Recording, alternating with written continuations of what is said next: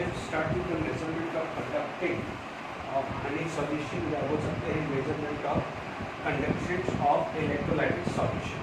ठीक है, हमारे पास क्या जाता है कि सबसे पहले ये चीज प्रॉब्लम जो आती है कि accurate measurement of unknown resistance can be measure by Wheatstone bridge. Wheatstone bridge है हमने पढ़ा हुआ, let it be R1 by R2 equal to R3 by R4। ठीक है, तो अपन आपने फिजिक्स में भी पढ़ा होगा कि by using the Wheatstone bridge we can find out the unknown resistance R1 by R2 equal to R3 by R4। This is the Wheatstone bridge का कुछ एक अरेंजमेंट है।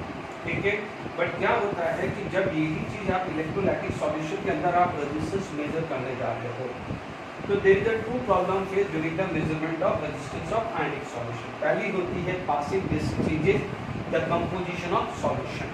ठीक है, यानी पहली प्रॉब्लम होती है passing basic changes the composition, तो डीसी की वजह से प्रॉब्लम आता है।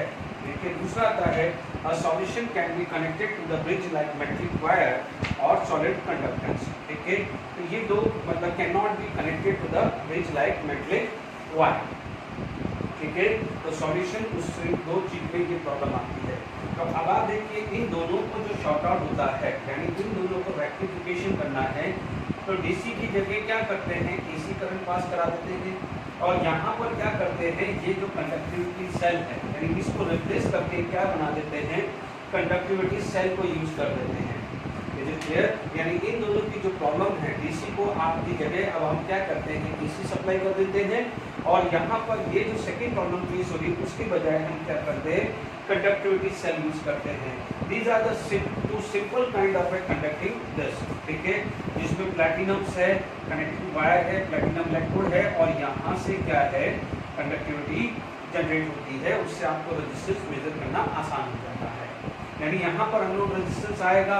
ठीक है, आपने क्या करा, व्हीटस्टोन ब्रिज का एक अरेंजमेंट ले लिया है। R1 क्या है, वेरिएबल रेजिस्टेंस हुआ, R3 R4 क्या हो जाएगा, फिक्स रेजिस्टेंस रखा, ऑसिलेटर रखा, 550 to 5000 साइकिल पर सेकंड रखा। Is it clear? और यहाँ पर आपने क्या रख दिया है, कंडक्टिंग सेल रख दिया है, जिसकी R2 की वैल्यू यहाँ पर जो है आपकी अननोन है। ये जो डायग्राम्स हैं ये ऑलरेडी एनसीईआरटी टेक्स्ट बुक्स में है, आप इसको और अच्छे से बना सकते हैं। ठीक है, ये डिस्क्रिप्शन हम ऑलरेडी आपको और ढंग से किए हैं एनसीईआरटी में। ठीक है, तो आपको यहाँ पर ये क्लियर हो गया है कि अननोन रेजिस्टेंस जो हमारे को इलेक्ट्रोलाइटिक सॉल्यूशन में से निकालना है, तो उसमें व्हीटस्टोन ब्रिज को हम यूज नहीं कर सकते, क्योंकि वहाँ पर दो प्रॉब्लम फेस हुई। एक तो डीसी करंट की, उसको नो डाउट हमने रिप्लेस कर दिया एसी से। ठीक है, तो आप देखेंगे ये सिंपल हमारे पास कुछ एक अरेंजमेंट बनाया है। तो आपको पता है व्हीटस्टोन ब्रिज के अंदर जो रूल्स होता है, R1 या R2 by R1, R2 by R1 is equal to R4 by R3। R2 unknown था, कंडक्टिंग सेल का R2 क्या था, अननोन था, तो R2 क्या हो जाएगा, it is R1 R4 by R3। तो इस तरह से हम रेजिस्टेंस निकालते हैं, बहुत ज़्यादा दिमाग नहीं लगाना है।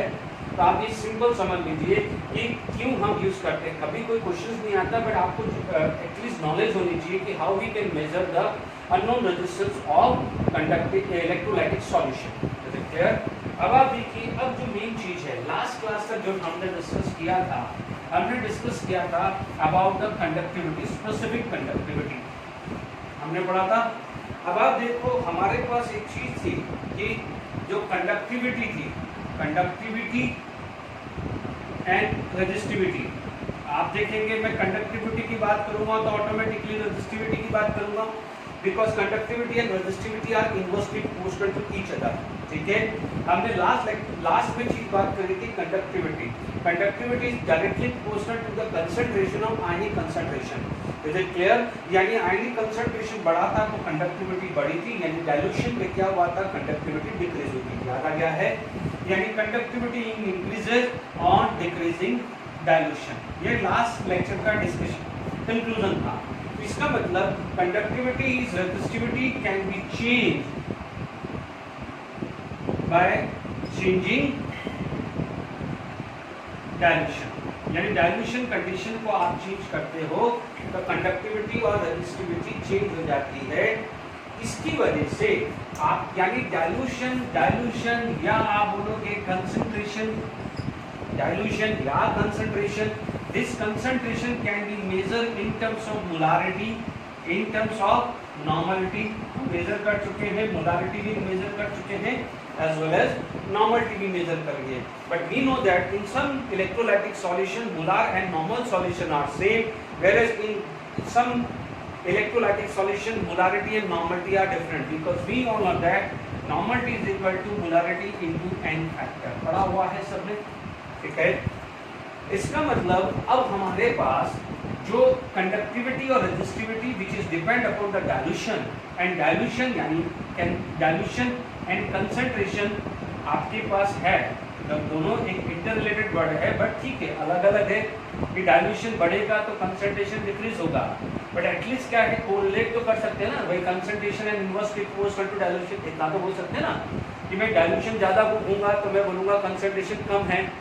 तो आप कोई भी चीज़ यदि किसी भी इलेक्ट्रोलाइटिक सॉल्यूशन को आप मेजर करते हो तो आप उसमें क्या डालोगे, या तो बोलोगे 1 मोलार है या बोलोगे 1 नॉर्मल है, बट जरूरी थोड़ी 1 मोलार और 1 नॉर्मल दोनों जो है इलेक्ट्रोलाइटिक सॉल्यूशन के लिए सेम हो सकता है, किसी के लिए सेम हो सकता है, किसी के लिए डिफरेंस हो सकता है. For example HCl 1 molar 1 normal same है क्योंकि एन फैक्टर कितना है 1, बट 1 मोलार 1 नॉर्मल H2SO4 के लिए अलग है.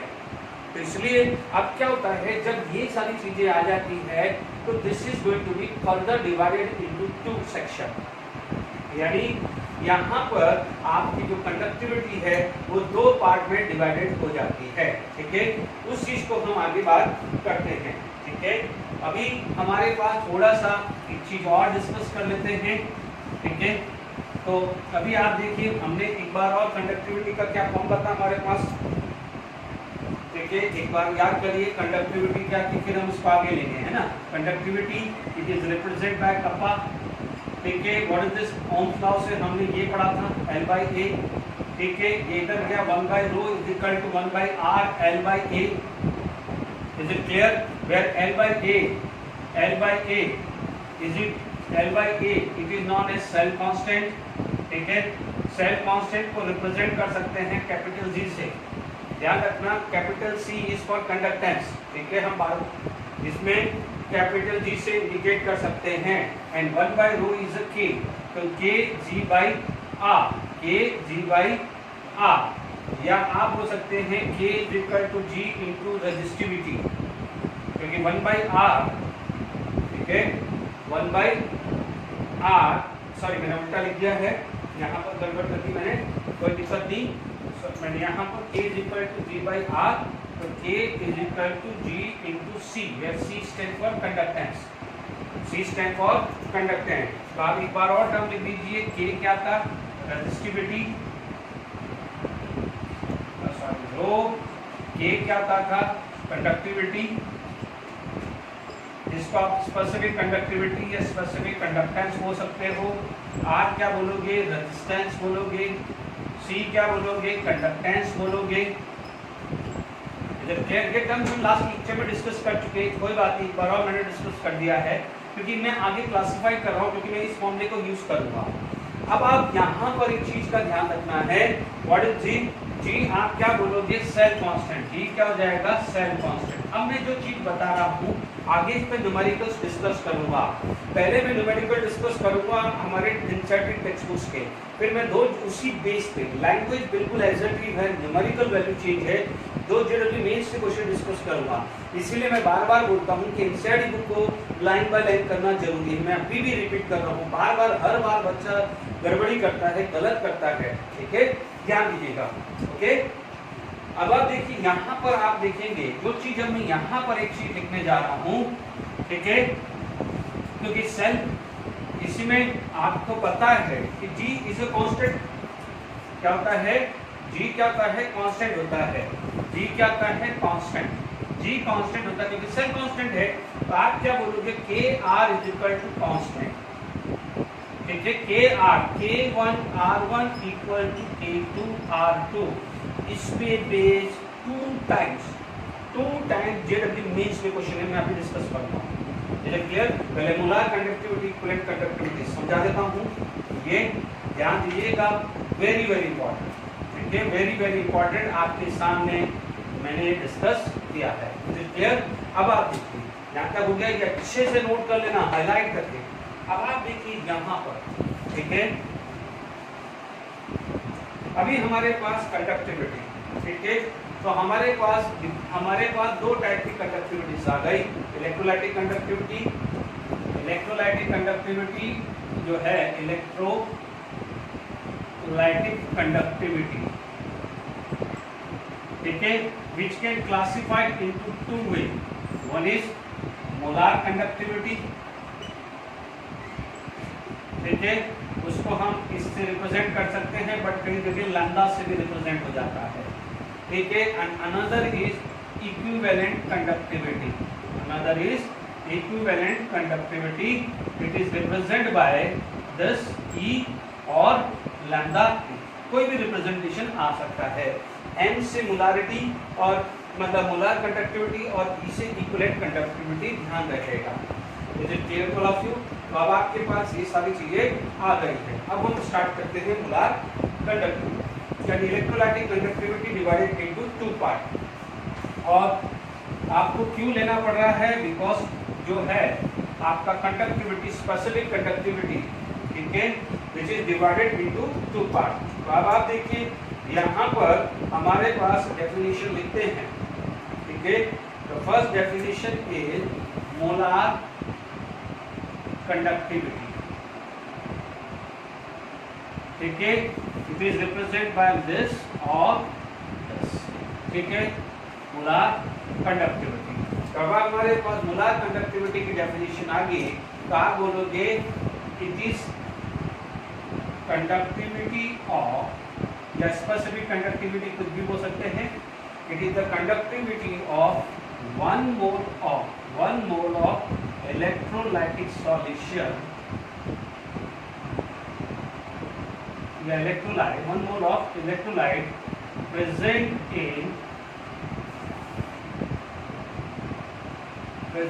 in V centimetre cube, present in V centimetre cube आ सकता है। Is it clear to all of you? या मान लीजिए मैं बिल्कुल सिंपल डेफिनेशन बोलूं, मान लीजिए मैं सिंपल डेफिनेशन बोलूं, तो मैं बोलूंगा it is the conductivity of one molar solution, it is the conductivity of one molar solution. Is it clear to all of you? ठीक है ना, मैंने एक सिंपल डेफिनेशन बना दी है। अब आप देखिए यहाँ पर आप बात करें तो आप देखेंगे डेफिनेशन के हिसाब से K/m लिखूं, conductivity of one mole of electrolytic solution, K/m लिख देता हूँ, ठीक है, मैंने एक सिंपल सा लिख दिया है, K/m लिख दिया है। पर अब आप देखो यहाँ पर एक सिंपल है, बिल्कुल ज्यादा दिमाग मत लगाना बच्चों, मैं आपको एक एडवाइस कर रहा हूँ, दिस इज द सिंपल। मैं ये रिप्रेजेंटेशन लूंगा, बट ये रिप्रेजेंटेशन भी होगा, दोनों साथ के साथ ही यूज करूंगा, बहुत कंजस्टेड हो जाएगा। अब आप ध्यान रखना, ये है, आपको रिकग्नाइज क्या करना है, आंसर रिकग्नाइज कर सकता है, ये भी आ सकता है और ये भी रिप्रेजेंटेशन आ सकता है, क्लियर, गलती नहीं होनी चाहिए, ठीक है। अब आप देखिए मैं यहाँ पर यूनिट बात करता हूँ, तो K की यूनिट क्या थी, ओम इनवर्स, सेंटीमीटर इनवर्स, ठीक है, या क्या आता है, S centimetre inverse, siemens centimetre inverse. यदि मैं मोलारिटी की यूनिट बात करूं तो क्या हो जाएगा, it is mole per litre, mole per litre, यहाँ पर भी क्या हो जाएगा, मोल पर लीटर आएगा, ठीक है, कोई भी ले लो। अब आप देखो लीटर जाएगा ऊपर, लीटर क्या जाएगा ऊपर, तो सेंटीमीटर और लीटर मल्टीप्लिकेशन में आ जाएगा, बट वी नो दैट कि 1 litre is equal to 1000 centimetre cube, 1 litre is equal to 1000 centimetre cube. तो आपका जो ये फॉर्मूला है वो क्या बन जाएगा, K into 1000/m, K into 1000/m आएगा। अब यूनिट देख लीजिए, ohm invert, centimetre invert, centimetre cube divided by mole आ गया है। Is it clear? क्योंकि ऊपर 1 लीटर गया है, ऊपर क्या गया है, 1 लीटर, और 1 litre is equal to 1000 centimetre cube, तो मैंने 1 लीटर की जगह क्या रख दिया है, 1000 सेंटीमीटर क्यूब। मैंने क्या कहा है, 1 लीटर क्योंकि यहाँ पर K है, ऊपर लीटर दिया है, तो मैंने उसकी जगह क्या रख दिया है 1000 सेंटीमीटर क्यूब रख दिया है। Is it clear to all of you? आप समझ में आ गया ना? यहाँ पर 1 लीटर था ना, 1 लीटर, तो 1 लीटर की जगह मैंने क्या रख दिया है 1000 सेंटीमीटर क्यूब रखा है। You know the relation? क्योंकि देखिए यहाँ पर यूनिफॉर्म यूनिट्स आ जाएगी, तो यहाँ पर क्या हुआ, यूनिट क्या बन गई आपके पास, क्या बन गई यूनिट ऑफ दिस, सॉरी पाई नहीं है, आप क्या बोलोगे home inverse centimetre square mole inverse, और होम इनवर्स की जगह क्या बोल सकते हैं मो या सीमेंस बोल सकते हैं, यहाँ पर आ जाएगा S centimetre square mole inverse, कुछ भी आप यूज कर सकते हैं। Unit of molar conductivity it is ohm inverse या मोह भी ले सकते हैं, ध्यान रखना मो centimetre square mole inverse S centimetre square mole inverse, ध्यान रखना ये मीटर स्क्वायर भी हो सकता है। अनदर यूनिट आप बात करें, ठीक है, बट जब मीटर स्क्वायर होगा तो ध्यान रखना, तो पहला कन्वर्जन क्लियर हो गया। जब आपको सेंटीमीटर क्यूब चाहिए तो मेरे पास ठीक है ना, मेरी पर्सनल एडवाइस है आप ये फॉर्मूला याद रखो और कन्वर्जन करना याद रखो, ध्यान रखना, ठीक है।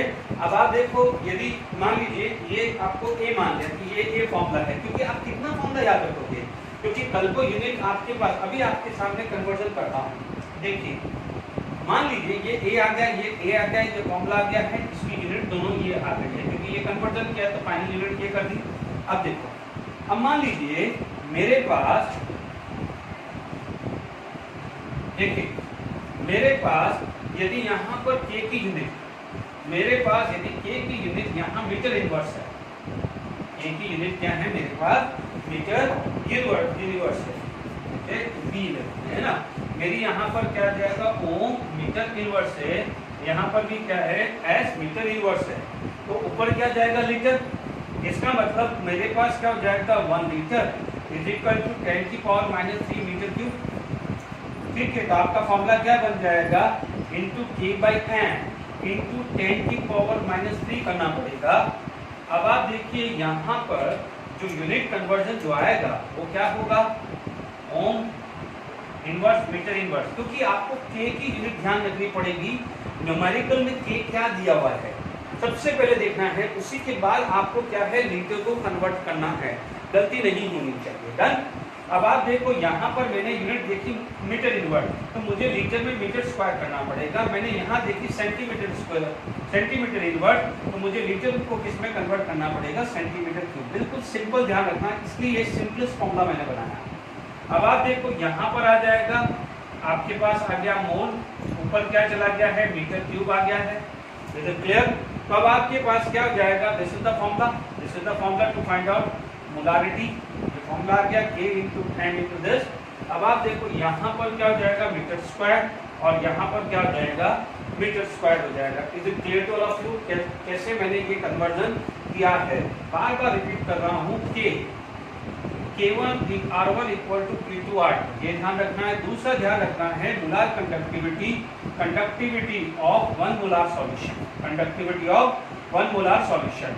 Whenever you are going to attempt the numericals of this topic, so make sure what is the unit of the K.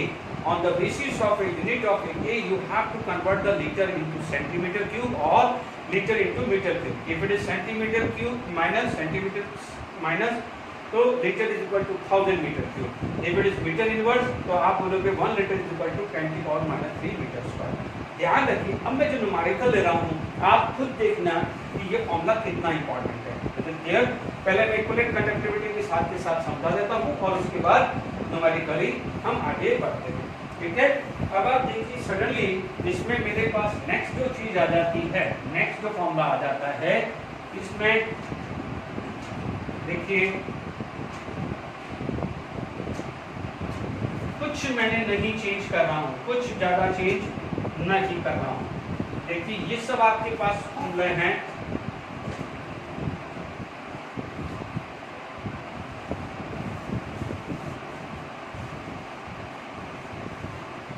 देखिए कोई बात नहीं, बार और लिख लेते हैं। हमारे पास क्या हो जाता है इक्विवेलेंट कंडक्टिविटी ये E आ जाएगा, ये E आ जाएगा। It is the conductivity of one equivalent of electrolyte present in 20 centimetre cube. It is the conductivity of one normal solution. ठीक है, आपका जो फॉर्मूला बनना है इक्विवेलेंट कंडक्टिविटी का, it is equal to K/N। क्या बना है? K/N। सिंपल, ऐसे ही फॉर्मूला याद रखना। अब आप देखिए किसी चीज को मैं डिराइव कर दूं तो आप देखिए मेरे पास दो फॉर्मूले बन जाएंगे फटाफट से। एक बन जाएगा this into K into 1000/N। ठीक है, दूसरा मेरा फॉर्मूला बन जाएगा K lambda equivalent K into 10⁻³ बच्चों में ज़्यादा टाइम वेस्ट नहीं कर रहा हूँ, आप ये ध्यान रखिए। ठीक है, अब क्योंकि क्या है वापस से इतना टाइम नहीं करना, हम सब फटाफट से न्यूमेरिकल्स में मूव करेंगे। यूनिट ऑफ दिस बात करें, बार पाई आ रहा है। देखिए वापस ये इज क्या था? Ohm inverse centimetre square mole inverse था, तो यहाँ पर मोल इनवर्स की जगह क्या आ जाएगा? इक्विवेलेंट इनवर्स आ जाएगा। और S centimetre square equivalent inverse moles, क्योंकि यहाँ पर क्या था? मोल पर लीटर, मोल पर लीटर। ये क्या था? मोल पर लीटर, तो इसकी जगह क्या आ जाएगा? इक्विवेलेंट पर लीटर। तो लीटर यदि आपको 1000 से मल्टीप्लाई किया यानी सेंटीमीटर स्क्वायर हो जाएगा, तो यहाँ सेंटीमीटर स्क्वायर पर इक्विवेलेंट आ जाएगा। तो यहाँ पर यूनिट ऑफ ये आ जाएगा, क्या आ जाएगा? ओम इनवर्स सेंटीमीटर की जगह क्या आ जाएगा? मीटर स्क्वायर इक्विवेलेंट इनवर्स और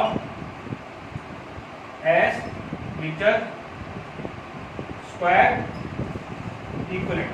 ठीक है, यहाँ पर क्या हो जाएगा? क्या आ जाएगा? Metre square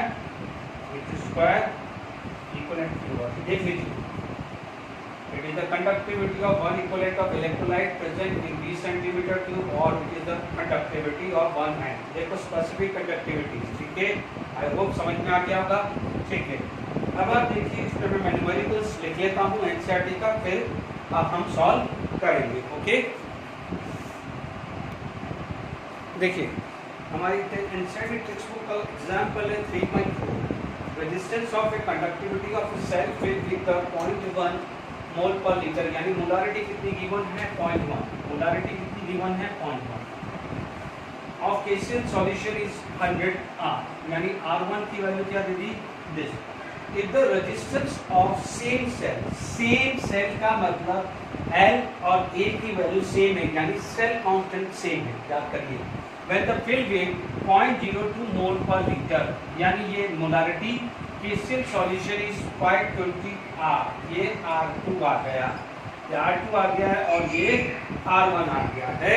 calculate the conductivity and molar conductivity of 0.02 M KCL solution.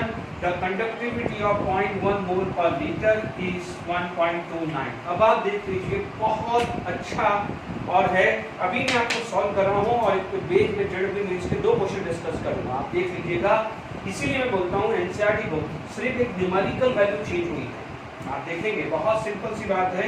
आप कंपेयर करना, मैं ये बोल रहा हूँ, ये एग्जांपल कराने के बाद दो क्वेश्चन कराऊंगा और प्लीज कंपेयर करना, तीनों क्वेश्चन को कंपेयर करना कि क्या ज़्यादा फर्क है। इसीलिए आप कोई भी कॉम्पिटिटिव एग्जाम फाइट करना है तो एनसीईआरटी बुक पहले करिएगा, ठीक है, उसके बाद जो करना है। आप देखिए आपको K1 दिया है 1.29, K1 दिया है 1.29 0.1 मोल पे, K1 1.29 दिया है और 0.1 मोल पे रेजिस्टेंस कितना दिया है आपको 100 ओम।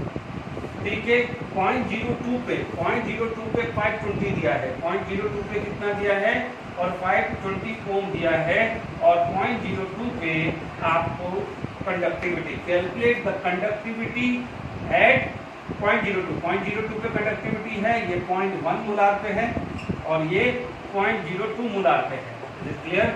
ये आपके पास दोनों है, सेल सेम है। तो आप अभी मैंने क्या बताया था, जब सेल सेम है, सेम सेल, तो आप क्या बोलोगे? सेल कांस्टेंट हुआ। तो क्या बोला था मैंने? कहा था ये इंपॉर्टेंट है, अभी थोड़ी देर पहले बोला। तो क्या था? Cell constant common K1 R1 equal to K2 R2। पहला पार्ट क्लियर हुआ। K1 R1 equal to K2 R2। अब सब सिंपल हो चुका है। K1 की value 1.29 into 100, K2 you have to find out, it is 520। K2 की वैल्यू एक कैलकुलेटर का हम यूज कर सकते हैं। 1.29 129 डिवाइडेड बाय 520, ये वैल्यू आ गई है 0.248। क्लियर। इसकी यूनिट क्या दी है? एस पर मिनट। देखिए S per, sorry not per minute, sorry metre, siemens metre invert दिया है। Clear to all of you. आपको समझ में आ गया है कि नहीं आया? ठीक है। अब आप देखिए, आपको एक चीज प्रूफ बताता हूँ। ये कितना कंसंट्रेशन है? 0.1। ये कितना कंसंट्रेशन है? 0.02। कंसंट्रेशन कम हुआ तो कंडक्टिविटी कम हुई ना। ये 1.29 एंड 0.248, तो 1.29 मोर द 1.248। तो मैंने जब आपको लास्ट लेक्चर में एक्सप्लेन किया था, क्या किया था? Conductivity is directly proportional to ionic concentration. Ionic concentration बढ़ता है तो कंडक्टिविटी बढ़ेगी, आयनिक कंसंट्रेशन बढ़ेगा तो कंडक्टिविटी क्या होगी? बढ़ेगी। क्लियर। आगे बात में, जब कंडक्टिविटी बढ़ती है तो रेजिस्टेंस कम होता है, और जब कंडक्टिविटी कम होती है तो रेजिस्टेंस क्या होता है? बढ़ जाता है। ये आपके सामने ही प्रूफ है। Clear to all of you. I hope ये समझ में आ गया है।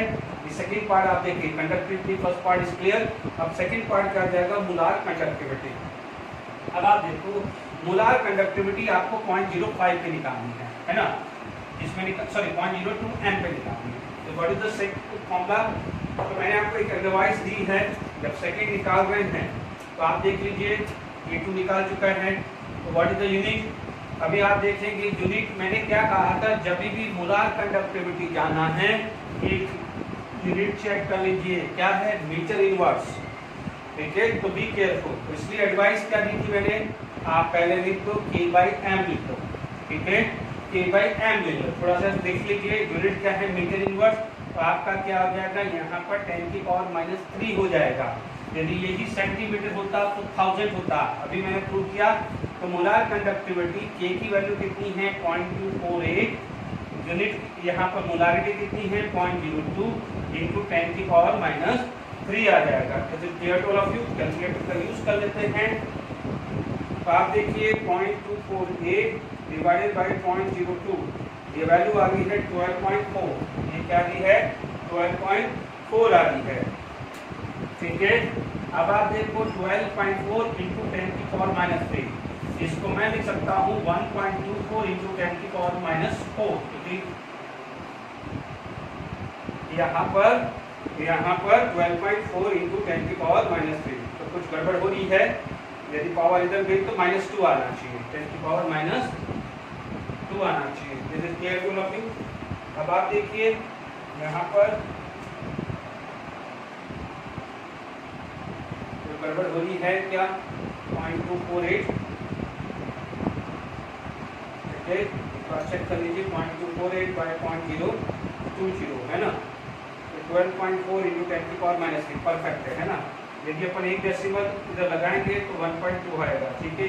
आपकी टेक्स्ट बुक में आंसर रॉन्ग है, चेक कर लेना। In your text book answer is wrong. ठीक है, यदि क्योंकि हमने यहाँ पर कम किया है तो पावर बढ़ेगी।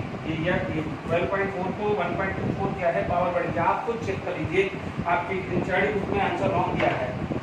क्लियर। यहाँ पर वो उसने -4 दिया है, तो -4 नहीं आएगा। आप भी खुद चेक कर लेना और मुझे बता देना। ठीक है। तो यहाँ पर क्या हुआ? यूनिट क्या हो जाएगी? एस मीटर स्क्वायर है ना, और मोल इनवर्स। ठीक है। मैटर ये नहीं है कि क्या पावर है, कंसेप्ट है, मैटर कंसेप्ट है। तो क्लियर हुआ। आपके पास ये क्वेश्चन आ गया है, एनसीईआरटी टेक्स्ट बुक का है, वापस से सुन लीजिए। कंडक्टिविटी मतलब K, कंडक्टिविटी मतलब K, या तो कंडक्टिविटी बोलेगा, स्पेसिफिक कंडक्टिविटी भी बोल सकता है। R1 क्या है? ये दिया है। K1 आपको दिया है ये रहा। तो K1 R1 equal to K2 R2, उससे K2 निकला। ठीक है। देन आपको निकालना है molar conductivity. It is K2/m2, K2/m2 यानी K/m। K2 रखा, m2 आपको दिया है, बट यूनिट आपको देखना है क्योंकि मीटर इनवर्स दिया हुआ है। तो you have to convert 1 litre is equal to 10⁻³ metre cube. Is it clear? यदि यही सेंटीमीटर होता तो यहाँ पर 1000 से मल्टीप्लाई करता हूँ। अब मैं 2 जेडब्ल्यू इमेज से क्वेश्चन डिस्कस करता हूँ, फिर आगे बढ़ते हैं। ओके, देखिए आपके सामने मेरे पास क्वेश्चन जो है मैंने आपको अभी जो डिस्कस किया है और ये वाला क्वेश्चन कंपेयर करो, आराम से आप रीड करो। Resistance of conductivity cell with 0.1 M, NCERT में क्या लिखा था? 0.1 mole per litre. KCl solution is 100 this. The conductivity of the solution is 1.29, NCERT में सबसे लास्ट में लिखा था। Resistance of the same cell is 0.02 mole per liter of the same solution is 520. और क्वेश्चन था एनसीईआरटी में कि find out the molar conductivity and conductivity of 0.02 mole per liter। देख लीजिए क्या है, AI 52006 जिसको जेडब्ल्यू मीन्स या एनटीए बोलते हैं। आप देख लीजिए exactly word to word NCERT है। अब देख लीजिए आप जो बच्चे बोलते हैं जो एनसीईआरटी को कोई बच्चा इग्नोर करता है, तो अब समझ लीजिए एग्जाम्पल देखिए क्लियर हो जाएगा कि एनसीईआरटी का एक भी अनसॉल्व एक भी सॉल्व इलस्ट्रेशन कहीं से भी कुछ भी बन सकता है। देख लीजिए आपके सामने, इसलिए मैंने पूरा टाइम लिया आराम से क्वेश्चन। अभी अपन ने आंसर लिखा था, इसका मतलब मैंने थोड़ा सा करेक्शन कर लिया, मैंने आंसर नहीं देख पाया। ये 1 पॉइंट हमने क्या निकाला था, ये वैल्यू 1.24 इंटू 10 की पावर -2 सॉल्व किया था। 1.24 इंटू 10 की पावर -2, इसको हटा दे तो ये क्या हो जाएगा? -4 आएगा। अभी हमारा राइट आंसर क्या आ जाएगा? ये, और ये हम ऑलरेडी सॉल्व कर चुके हैं, अभी एनसीईआरटी का क्वेश्चन सॉल्व कर चुके हैं, तो ये इस तरह अपन ने आंसर निकाला है। तो ये आप भी प्रैक्टिस के लिए कर लेना। अब मान लीजिए मैंने एक और क्वेश्चन लिया है जो लेटेस्ट से जेडब्ल्यू में 2014 का, दोनों में देख लीजिए। Resistance of 0.2 M, solution of electrolyte 50, ये आ गया R1। रेस्पॉन्सिबिलिटी कंडक्टेंस ये क्या दिया हुआ है? K1। The resistance of 0.1 is R2। आपसे पूछा गया है मोलार कंडक्टिविटी, मोलार कंडक्टिविटी 0.5 का, तो सेम दोनों क्वेश्चन सेम ही है ना, सिर्फ वैल्यू तो अलग अलग हुआ है, ठीक है ना। आप देख लीजिए दोनों में क्या है, सेम एक्जैक्टली सेम है। ध्यान दीजिए दोनों आया कहाँ से, एनसीईआरटी का बेस इतना तो जस्टिफाइड है यार, न्यूमेरिकल वैल्यू, इसमें तो न्यूमेरिकल वैल्यू तक सेम है, यानी massive how much NCERT is very important. ठीक है, फटाफट टाइम वेस्ट नहीं करते हैं, तो आप प्लीज देख लीजिए आपके पास क्या है, सेल सेम है, सेल सेम है, तो what we can say cell constant are same. तो सबसे पहला डेटा ले लेते हैं, 0.2 में 0.2 एम है, दूसरा क्या है 0.5 एम है। क्लियर? 0.2 एम में K1 की वैल्यू जो है, K1 की वैल्यू आपके पास है 1.4, R1 की वैल्यू है आपकी 50 कितनी है, 50 ओम है। यहाँ पर 0.5 पे क्या है, R2 की वैल्यू 280, ठीक है। यहाँ पर K1 की वैल्यू क्या हो जाएगी आपकी, ये हो जाएगी। क्लियर? आप देख लीजिए 280, तो आपके पास क्या होगा, K1 R1 equal to K2 R2, ये न्यूमेरिकल बेस्ड है। K2 we have to find out 1.4 into 50 equal to R2 into 280, ठीक है। ये प्रैक्टिस के लिए आपके पास वैल्यू है। ओके, हमारे पास क्या आया है 1.4 इंटू 50 डिवाइडेड बाई 280, ये वैल्यू आ रही है 0.25।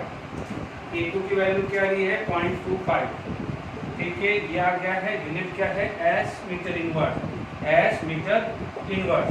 तो अब केयरफुल रहना पड़ेगा हमारे को। मोलार कंडक्टिविटी K/m सबसे पहले काम कर लो, ठीक है। K की वैल्यू कितनी है 0.25, यानी 10 की पावर -3 से मल्टीप्लाई करना नहीं भूलना है। K2 की वैल्यू कितनी है 0.25, 10 की पावर -3। मोलारिटी कितनी मांगी है 0.5, यहाँ पर कितना आ जाएगा 0.5, ठीक है। 25/0.5 it is going to be 0.5 into 10 की पावर -3, यानी 5 इंटू 10 की power -4 S metre square mole inverse. तो व्हाट इज द 5 इंटू 10 की पावर -4 है। चेक कर लेना, ये वैल्यू आनी चाहिए। क्लियर? तो आप देख लीजिए जेडब्ल्यू मीन्स का तो 2008 और ये 2014 का कितना सिंपल क्वेश्चन है, आपका एनसीईआरटी बेस्ड है, ठीक है। अब मैं आपको क्या है टेक्स्ट बुक का, एनसीईआरटी टेक्स्ट बुक का 3.5 कंप्लीट करता हूँ, ठीक है। आप चेक कर लीजिए जब तक K1 R1 equal to K2 R2, K2 की वैल्यू ये मिली, K into N upon M into 10 की पावर माइनस 3। मैंने क्या कहा है, जब ये फॉर्मूला अप्लाई करें तो सबसे पहले यूनिट चेक कर लो। यदि यही सेंटीमीटर होता तो 1000 से मल्टीप्लाई करना नहीं भूलना। यूनिट क्या बन जाती है, सेंटीमीटर स्क्वायर होल इनवर्स बन जाता है। Is it clear to all of you? अब आप देखिए नेक्स्ट न्यूमेरिकल्स करते हैं।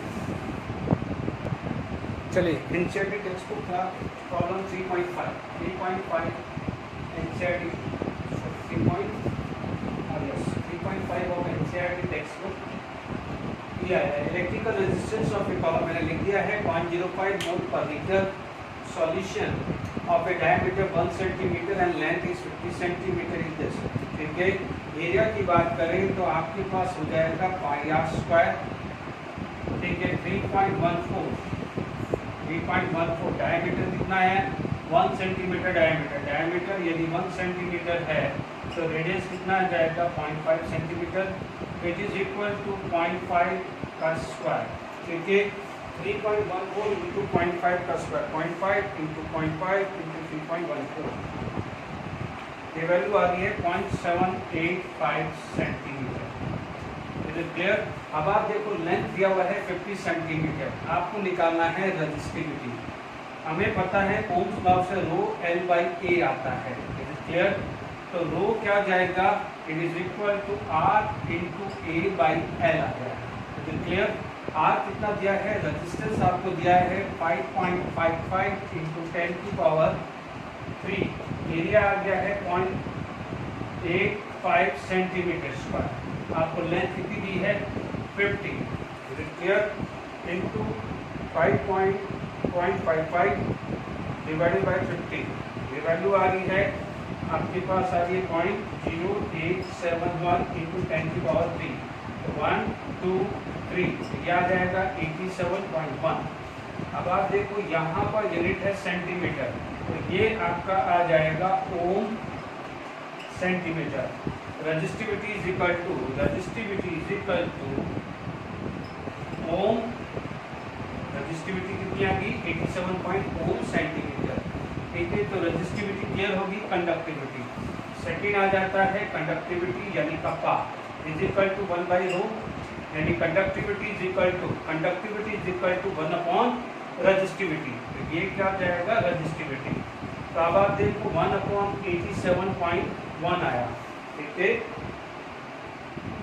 1 अपॉन 87.1 ये आ रहा है आपकी टेक्स्ट बुक 87.1 आ गया है। यानी 135 है, ये आपके पास आ जाएगा 0.01148। ठीक है, ये आ जाएगा ओम इनवर्स सेंटीमीटर इनवर्स या एस सेंटीमीटर इनवर्स, कुछ भी ले सकते हैं। तो ए की वैल्यू भी आपके पास आ गई है। क्लियर? तो आपके पास थर्ड पार्ट क्या जाता है, मोलार कंडक्टिविटी। थर्ड पार्ट क्या जाता है, मोलार कंडक्टिविटी। तो मोलार कंडक्टिविटी क्या था, it is equal to molar conductivity is equal to K by M। ठीक है, यूनिट क्या है सेंटीमीटर, तो वेक्टर क्या है 1000 से मल्टीप्लाई कर दो। याद करिए इससे पहले जो 3 न्यूमेरिकल डिस्कस किए थे जिसमें तो 2 तो सेम थे, उसके अंदर मीटर इनवर्स था। क्लियर? अब आप देखिए यहाँ पर K बाई M है, K की वैल्यू कितनी दी हुई है 0.01148 इंटू 10 की पावर 3। मोलारिटी कितनी दी है आपके पास, molarity yes 0.05 is it clear, divided by 0.05। ये वैल्यू आ रही है 0.2296 इंटू 10 की पावर 3 मल्टीप्लाई किया तो 29.6 कितना आ जाएगा आपका S centimetre square mole inverse. Is it clear?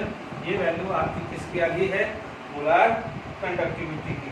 तो 229.6 एस सेंटीमीटर स्क्वायर पर मोल इनवर्स। देख लीजिए कितने सिंपल न्यूमेरिकल्स हैं, टेक्स्ट बुक के साथ डायरेक्टली न्यूमेरिकल बनते हैं। चलिए एक और न्यूमेरिकल डिस्कस करता हूँ, फिर आगे बढ़ते हैं। चलिए नेक्स्ट क्वेश्चन आ जाता है, conductivity of 3/50 cases solution is 0.01675 and resistance of cell containing this solution is 100. Calculate the cell constant and equivalent conductivity. देखिए सॉल्यूशन की बात करें तो सिंपल है, सेल कांस्टेंट तो बार बार निकाल दिया है। आप सिंपल फॉर्मूला लिख सकते हैं कि कंडक्टिविटी यानी K कंडक्टिविटी यानी के, आपके पास है के इक्वल टू 1/r/L/A। ये फॉर्मूला अपन ऑलरेडी डिराइव कर चुके हैं, ठीक है। के की वैल्यू आपको दिया हुआ है which is equal to 0.01765 1/r। r कितना है, r कितना है, यस ये 100 ओम लिख देते हैं, ठीक है। तो 100 दिया हुआ है एंड सेल कांस्टेंट को अपन कैपिटल जी से रिप्रेजेंट कर सकते हैं। तो जी की वैल्यू आ जाएगी 12, तो आपके पास आ जाएगा 0.1765 आ जाएगा। एल क्या आता है सेंटीमीटर, ए क्या आता है सेंटीमीटर स्क्वायर। ये वैल्यू आ जाएगी जी की value, G this and what is the G, G it is known as cell constant. क्या है, G is a cell constant. देख लीजिए इसको मैंने मल्टीप्लाई कर दिया है, G is a cell constant. B की वैल्यू मैं यहाँ पर बात करूँ, मुझे क्या निकालना है, इक्विवेलेंट कंडक्टिविटी। क्योंकि अभी जो भी हमने 3-4 न्यूमेरिकल्स किए हैं उसमें सब जगह मोलर कंडक्टिविटी था, तो मैंने बोला एक इक्विवेलेंट कंडक्टिविटी वाला क्वेश्चन भी कर देते। तरीका कुछ नहीं है, सेम आया K/n, ठीक है। यूनिट क्या है आपकी सेंटीमीटर इनवर्स, यूनिट क्या है सेंटीमीटर इनवर्स। तरीका वही है, फर्क क्या जाएगा, मोलारिटी की जगह नॉर्मलिटी आ गई है और कुछ नहीं है। इधर आया सेंटीमीटर था, इसलिए 1000 से मल्टीप्लाई करना जरूरी हो गया है। के की वैल्यू कितनी आ गई 0.00175, ठीक है। नॉर्मलिटी की वैल्यू है 1/50, 1/50 इसका मतलब नॉर्मलिटी की वैल्यू कितनी थी 1/50, तो 1 × 50 इज इट क्लियर। और यहाँ पर 10 की पावर 3 आ जाएगा, इज इट क्लियर। तो आप देख लीजिए 0.01765 × 50, ये वैल्यू आ रहा है 0.08825 × 10 की पावर 3। अब पावर आया 1 2 3, यानी ये वैल्यू आ जाएगी 1 2 3, ये आ जाएगा 88.25। देखो ये आंसर मैं यहाँ लिख रहा हूँ तो अच्छे से दिखेगा 88.25। देखिए यूनिट आ जाएगी एज सेंटीमीटर स्क्वायर। अब आप ध्यान रखना ये इक्विवेलेंट इनवर्स आएगा, क्या आएगा इक्विवेलेंट इनवर्स। अभी तक क्या था, मोल इनवर्स आ रहा था। Is it clear to all of you. अब आप देखिए थोड़े से कुछ कंसेप्चुअल क्वेश्चंस आपको बनाने हैं, इज इट क्लियर। यदि थोड़े कंसेप्चुअल क्वेश्चंस बनाने हैं तो कैसे आ सकता है, इधर ध्यान दीजिए।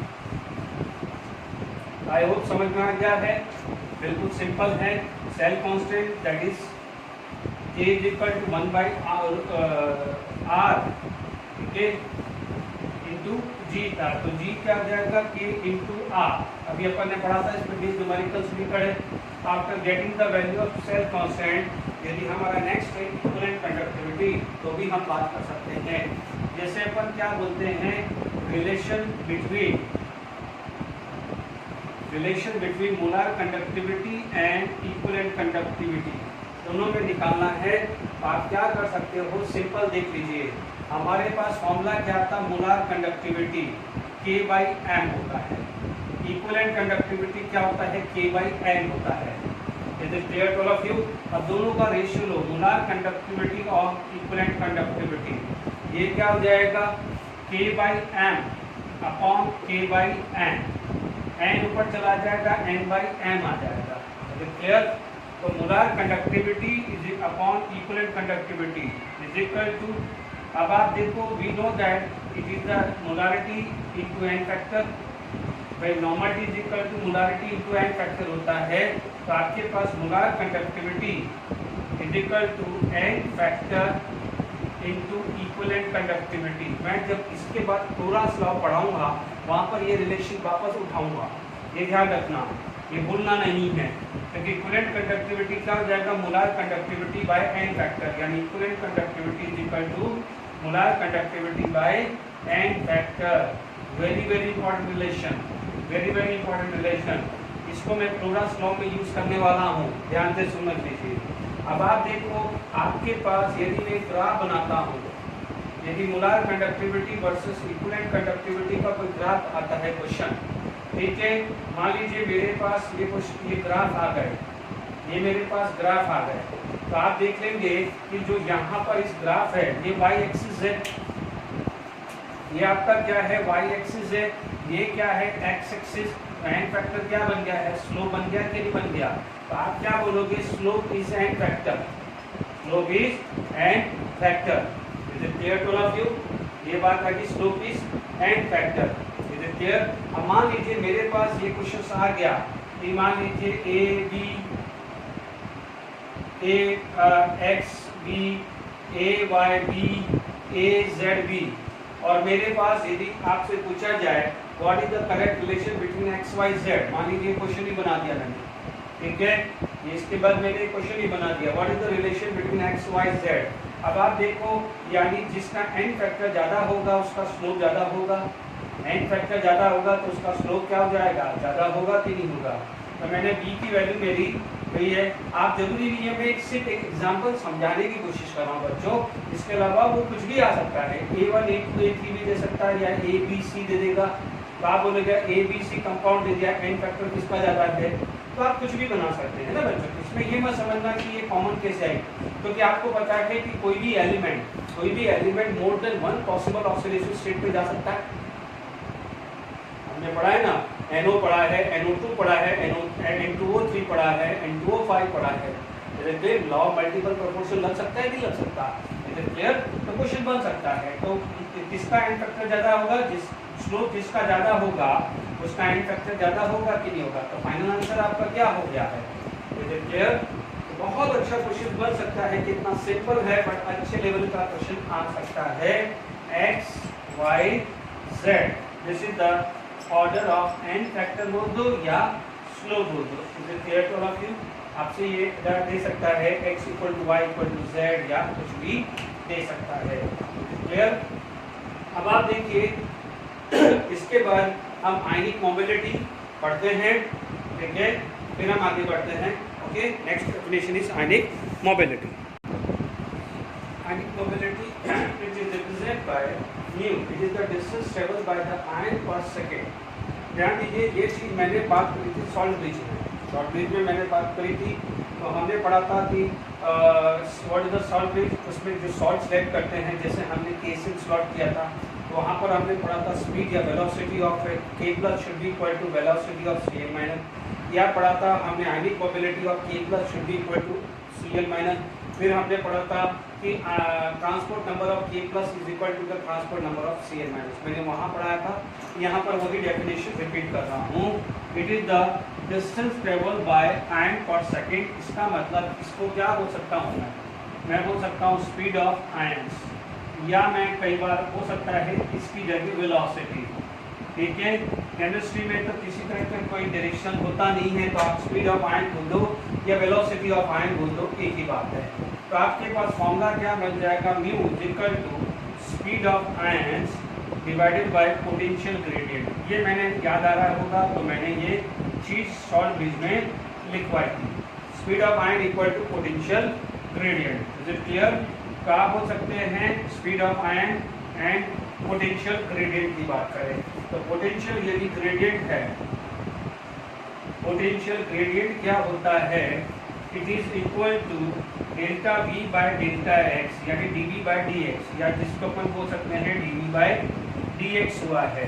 मान लीजिए आपके पास दो इलेक्ट्रोड है जिसका क्रॉस सेक्शनल एरिया A है और यहाँ पर कोई भी वोल्टेज है, इनके बीच में यदि 1 सेंटीमीटर या x सेंटीमीटर की डिफरेंस है, इन दोनों के बीच में x सेंटीमीटर की डिफरेंस है, तो आप क्या बोलोगे, what is the potential gradient, तो आप बोलोगे dV बाय dx। तो आप क्या बोलोगे, dV बाय dx आ जाएगा, this is the potential gradient आएगा, ठीक है, speed of ion upon potential gradient, ठीक है। आप बोलोगे speed of ions divided by dV by dx आ जाएगा।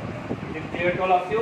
तो ये आपके पास पोटेंशियल ग्रेडियंट की डेफिनेशन और आयनिक मोबिलिटी की डेफिनेशन भी क्लियर हो गया है।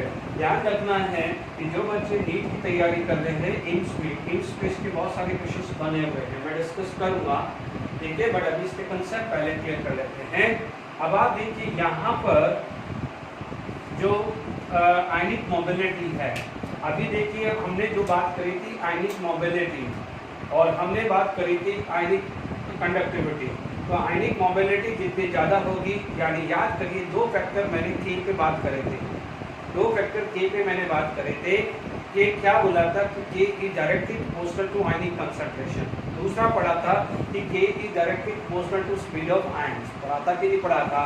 इसका मतलब आयनिक मोबिलिटी ज़्यादा होगी तो के की वैल्यू ज़्यादा होगी, के ज़्यादा होगा तो मोलार कंडक्टिविटी या इक्विवेलेंट कंडक्टिविटी ज़्यादा होगा।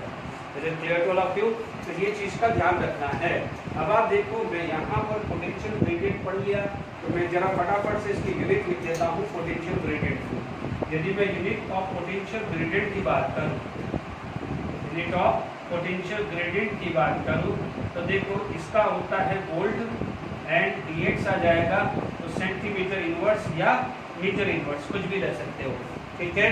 सेंटीमीटर इनवर्स या मीटर इनवर्स की बात करें तो पोटेंशियल ग्रेडियंट की आपने फटाफट से यूनिट पढ़ ली है, दैट इज द, देखिए what is the potential gradient, dV by dx। Simple से है, फिजिक्स में आपने इसके काफी यूज किया होगा, dV by dx। Is it clear? If you go with the unit of ionic mobility, यदि मैं आयनिक मोबिलिटी की यूनिट पे जाता हूँ, यूनिट ऑफ आयनिक मोबिलिटी, ठीक है, तो आप देखेंगे speed of ion, speed of ion की यूनिट क्या होती है? सेंटीमीटर पर सेकेंड, ठीक है। इसकी यूनिट होती है वोल्ट सेंटीमीटर इनवर्स। ऊपर जाएगा तो क्या बन जाएगा? Centimetre square volt inverse and second inverse. This is the unit of ionic mobility. बिल्कुल समझ में आ गया है? Centimetre square volt and second inverse हुआ है। Is it clear to all of you? It is the distance traveled by the ion per this, ठीक है। अब आप देखिए यहाँ पर यदि मैं रिलेशन बात करूँ मोलार कंडक्टिविटी या दिस की, तो आप क्या बोलोगे? देखिए यहाँ पर आप बात कर सकते हो like molar conductivity are directly proportional to ionic mobility, है ना।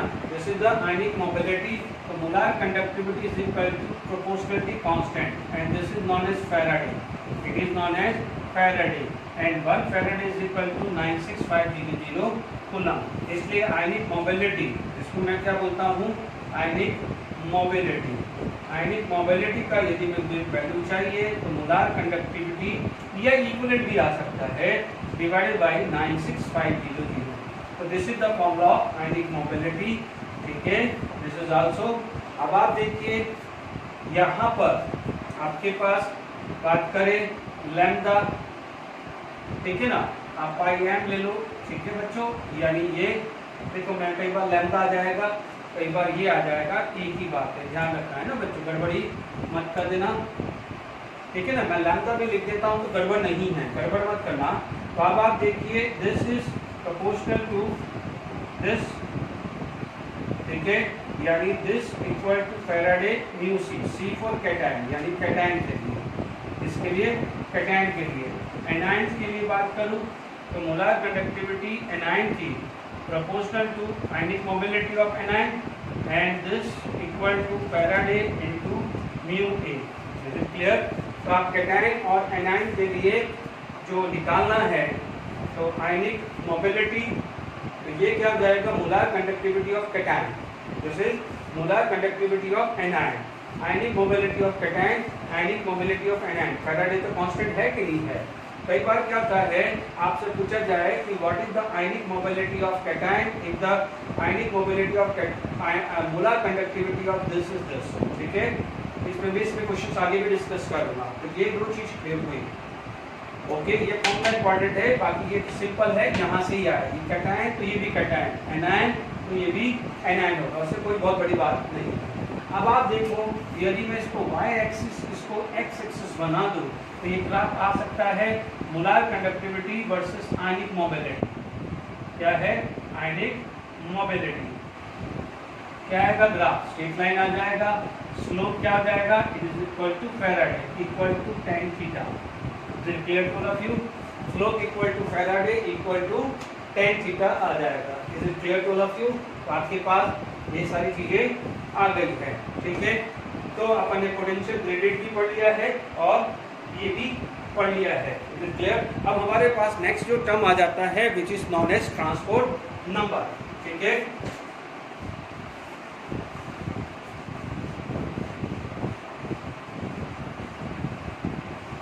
देखिए ट्रांसपोर्ट नंबर, यदि मैं ट्रांसपोर्ट नंबर की बात करता हूँ तो ये देखिए ट्रांसपोर्ट नंबर, यदि मैं ट्रांसपोर्ट नंबर की बात करूँ तो it is represented by small T से रिप्रेजेंट कर दीजिए, है ना। तो आप क्या बोलोगे transport number, what is the definition, तो आप क्या बोलोगे कि definition of transport number, it is the fraction of current passes by ion, देखिए it is the fraction of current passes by ion, यानी कुछ नहीं है आयनिक मोबिलिटी या दिस। तो आप क्या बोलोगे, मान लीजिए ट्रांसपोर्ट नंबर ऑफ कैटायन, तो आयनिक मोबिलिटी दिस, ये मैंने बताया था, याद करिए। अब आप देखो, अब आपके पास एक रिलेशन आ गया है कि यू नो दैट लैम्डा यानी molar conductivity is also proportional to the mu, ठीक है। तो आप क्या बोलोगे, this upon this plus this, यानी ट्रांसपोर्ट नंबर ऑफ कैटायन की बात करूं, this is the transport number of cation, ये कैटायन का ट्रांसपोर्ट नंबर है, ठीक है। यदि ट्रांसपोर्ट नंबर ऑफ एनायन की बात करूं, ट्रांसपोर्ट नंबर ऑफ एनायन की बात करूं तो क्या हो जाएगा, यहाँ पर ionic mobility of anion divided by total ionic mobility, and ionic mobility is proportional to the molar conductivity. तो इसकी जगह मैं क्या लिख सकता हूँ, दिस इज ए, ठीक है, ए अपॉन दिस, बार बार रिपीट कर रहा हूँ, इस तरह से भी आ सकता है या लैम्डा भी आ सकता है, गड़बड़ी मत करना, इज इट क्लियर। तो आपके पास मैंने कुछ ट्रांसपोर्ट नंबर भी मैंने डिस्कस किया है, ठीक है। अब आप देखिए, इस पे हमने ट्रांसपोर्ट नंबर भी कर लिया है, आप क्या करेंगे, ट्रांसपोर्ट नंबर और ये सारी चीज़ें डिस्कस करेंगे, ठीक है। अब इस पे बेस एक दो क्वेश्चंस करते हैं, फिर हम आगे इसको वाइंड अप करते हैं, ओके। देखिए ये क्वेश्चंस मैंने दिया है जो अभी हमने डेफिनेशन पढ़ी है, two electrode show the potential difference of 2b and 4 centimeter apart. How far would be a K plus move in a 1 hour in a very dilute solution in a water this.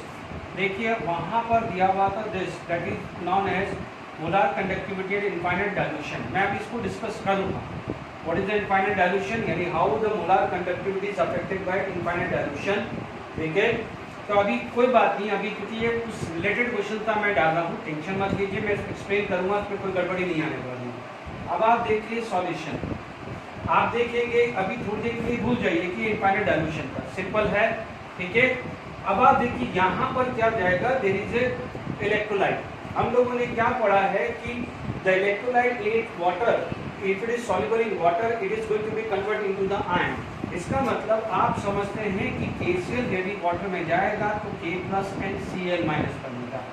आपको पता है कि यदि यहाँ पर एक electrode डालेंगे इसमें K plus and Cl minus आएगा, यानी ये पॉजिटिव एंड नेगेटिव पार्ट आया, ठीक है। K plus is moving toward this and this, यानी इसकी भी आयनिक मोबिलिटी आएगी, इसकी भी आयनिक मोबिलिटी आएगी, तो K प्लस भी कंडक्टिविटी जनरेट करेगा तो Cl माइनस भी कंडक्टिविटी जनरेट करेगा, तो टोटल कंडक्टिविटी जनरेट आएगी, it is the sum of cation plus anion होती है, sum of cation plus anion होती है। तो आप क्या बोलोगे, conductivity of KCl equal to conductivity of K plus and conductivity of Cl minus. Logic यही बोल रहा है ना, electrolytic solution have a two part, one is cation and another is anion.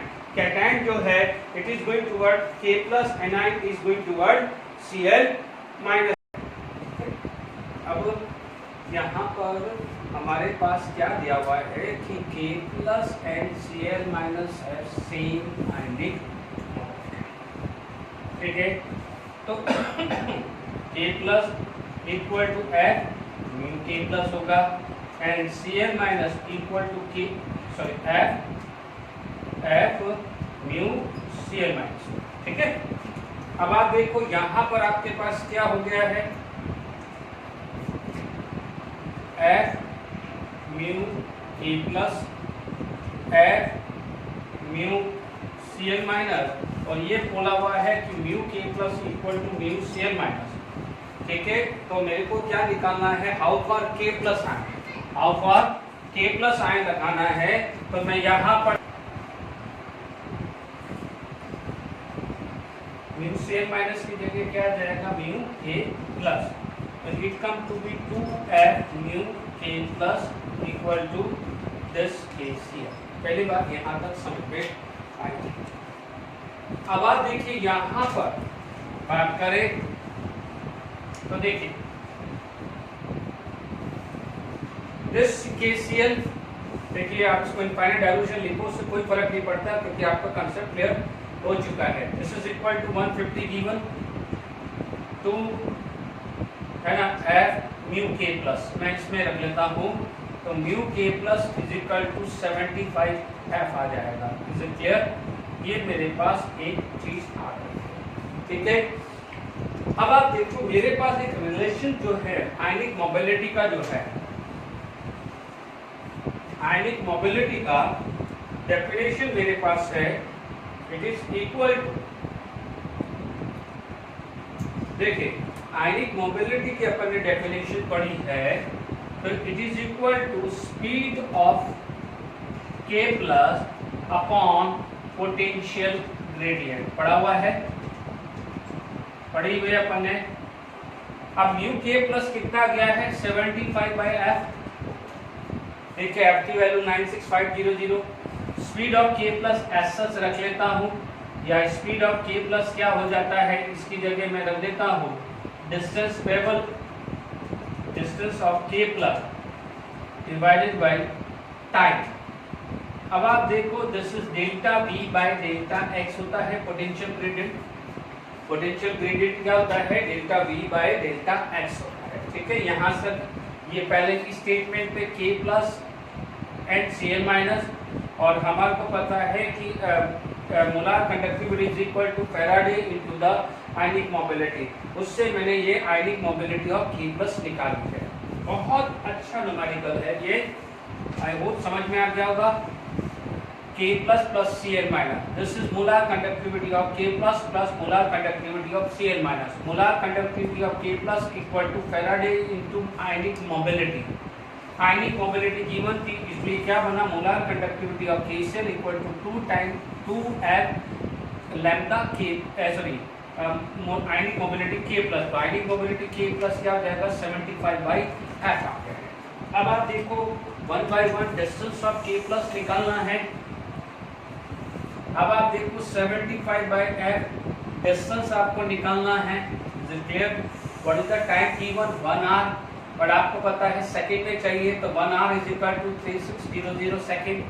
Delta v यानी पोटेंशियल डिफरेंस कितना दिया हुआ है मुझे, 2, पोटेंशियल डिफरेंस कितना दिया है 2, और अपार्ट कितना है 4 सेंटीमीटर, क्योंकि यूनिट याद कर लीजिए आपको सेंटीमीटर में रखा है। Is it clear?